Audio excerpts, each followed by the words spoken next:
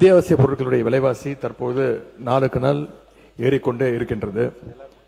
அரிசி, பருப்பு, எண்ணெய், சர்க்கரை என்ற எந்த பொருளை எடுத்தாலும் கடந்த 3 மாதங்கள்ல விலை பல மடங்கு உயர்ந்திருக்கின்றது.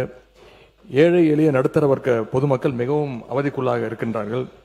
குறிப்பா இந்த அரசு அமைஞ்சதிலிருந்து அத்தியாவசிய பொருட்களுடைய விலை கடுமையாக உயர்ந்திருக்கிறது. மே மாதம் 1 கிலோ அரிசி 55 ரூபாய்க்கு விற்பனையானது, இன்னைக்கு 75 ரூபாய். மே மாதம் 1 கிலோ வெங்காயத்துடைய விலை 40 ரூபாய், இன்றைக்கு கிலோ 80 ரூபாய்.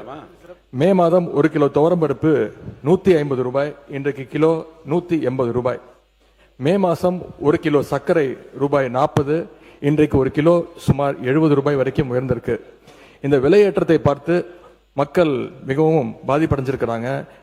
மளிகை கடை பக்கம் போறதையே குறைச்சிட்டு இருக்காங்கன்னு செய்திகள் வந்துட்டு இருக்கு. உங்களுடைய ஆளுங்கட்சியுடைய கூட்டணியில் இருக்கக்கூடிய கம்யூனிஸ்ட் இயக்க தோழர்கள் இதை கண்டித்து போராட்டம் நடத்தியிருக்கிறாங்க. இந்த விலைவாசி உயர்வை கட்டுப்படுத்த அரசு உடனே நடவடிக்கை எடுக்க வேண்டும். உதாரணத்துக்கு 2007ஆம் ஆண்டு தேசிய அளவில் கடுமையான விலைவாசி உயர்வு ஏற்பட்டது. அப்பொழுது முதலமைச்சராக இருந்த கலைஞர் அவர்கள் தமிழ்நாட்டு மக்களை பாதிக்கக்கூடாது என்பதற்காக சிறப்பு பொது விநியோக திட்டம் ஒன்றை திட்டத்தை அறிவித்தார்கள்.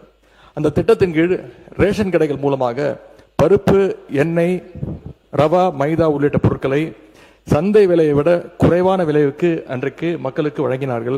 அது மட்டும் இல்ல, கடுகு, சீரகம், வெந்தயம் உள்ளிட்ட 10 மளிகை பொருட்களை 50 ரூபாய்க்கு வழங்கினார்கள். கலைஞர் அவர்கள் 2007 தொடங்கி வைத்த அந்த சிறப்பு பொது விநியோக திட்டம் தற்போது வரை நடைபெற்று வருகிறது.